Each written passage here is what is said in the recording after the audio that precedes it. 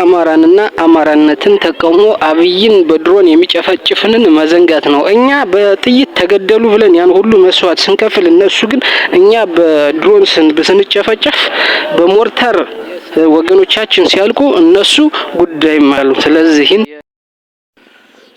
ሰላም ውድ ተመልካቾች እንዴት ናችሁ? እንደምን አላችሁ? አሁን ወሳኝ የሆነ መረጃ ይዤላችሁ መጥቻለሁ። ይህ መረጃ ምንድነው? ትላንትና ወልቃይት ላይ ሰላማዊ ሰልፍ ሁመራ ላይ ተካሂዷል። ወልቃይት ሁመራ ዛሪማ አካባቢ ላይ ሰላማዊ ሰልፍ ተካሂዷል። ይህ ሰላማዊ ሰልፍ ህወሓትን የሚያወግዝ ይመስላል።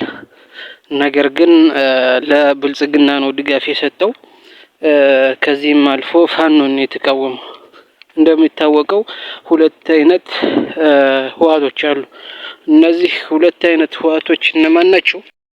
እነዚህ ሁለት ህወሓቶች እነማን ናቸው? የነ ደብረጽዮን ቡድንና የነ ጌታቸው ቡድን ነው። እንደሚታወቀው እንግዲህ ጀነራል ጻድቃን ገብረትንሳኤ ከህወሓት ተባሮ ነበር። ህወሓት ውስጥ አልነበረም። የሰሜኑ ጦርነት ሲጀምር ነው ወደ ሀገር መጥቶ የህወሓትን ጦር ተቀላቅሎ ሲመራ የነበረው፣ አብሮ ሲታገል የነበረው እንጂ ከበፊትም ከህወሓት የወጣ ሰው ነበር። አሁን ግን ያን እድል በመጠቀም የፕሪቶሪያውን ስምምነት በመጠቀም ህወሓቶችን መበቀል ይፈልጋል። ማን? ጌታቸው ረዳና ጻድቃን። ስለዚህ ጌታቸው ከማን ጋር ነው? ከጻድቃን ጋር በጣም ስለሚግባባ እነ ደብረጽዮንንም ስለማያምናቸው በዚህ ምክንያት ወደ አብይ የሄደ ግለሰብ ነው። ጻድቃን ግን ህወሓቶችን እነ ደብረጽዮን እና ምግባይን መበቀል ይፈልጋል። በዚህ የተነሳ ህወሓትን ከሁለት ከፈሉትና ከአብይ ጎን ተሰለፉ። ለምን? አብይን አምነው ከአብይ ድጋፍ ይደረግልናል እና በዚህ ምክንያት መንገድ ካልሆነ በሌላ መንገድ መቼም እነ ደብረጽዮንና እነ ምግባይን መበቀል አልችልም ብሎ ስለሚያስብ ማለት ነው። ስለዚህ በዚህ ላይ ሰሞኑን በጠለምት በኩል በስምረት እነ ጌታቸው ባደራጁት ኃይል ተኩስ ተከፈተና በህወሓት ተሳበበ። የዝም በህወሓት የተሳበበው ጦርነት እንደ ህወሓት እነ ደብረጽዮን እንደተነኮሱ አድርገው እንግዲህ ሰላማዊ ሰልፉን ለብልጽግና ድጋፍ በሚመስል ፋኖን በሚቃረን ፋኖን በሚሰድብ ብልጽግናን እና አብይን በሚወድስ መልኩ ሰላማዊ ሰልፍ ተደርጓል። እንደምታውቁት አማራ ብሎ አልጠሩም። ወልቃይት የአማራ ነው። አማራነታችንን አማራን ሁን ብለን አይደለም የምንጠይቀው።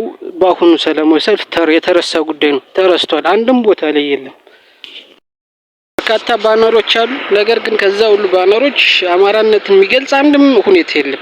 ስለዚህ በዚህ መንገድ ሰልፉን ለብልጽግና ድጋፍ በሚመስል ፋኖን በሚቃረን ፋኖን በሚሰድብ ብልጽግናን እና አብይን በሚወድስ መልኩ ሰላማዊ ሰልፍ ተደርጓል።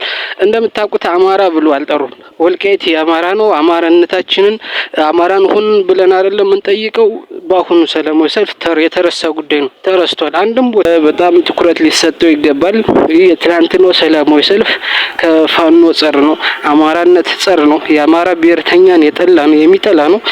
አብይን ብልጽግናን የሚደግፍ ሰልፍ ነው እንጂ ወልቃይትን ለማስቀረት ከህወሓት ለመንጠቅ ህወሓትን አደብ ለማሳዝ የተደረገ ሰልፍ እንዳልሆነ መታወቅና ግንዛቤው ሊኖረን ይገባል። ልናቅ ይገባል። ይሄ በቃ በይሉንታ በሼም እስካሁን ያደረግነው የተበደልነው የደረሰብን ነገር ሊበቃንና ሊያከትምልን ይገባል።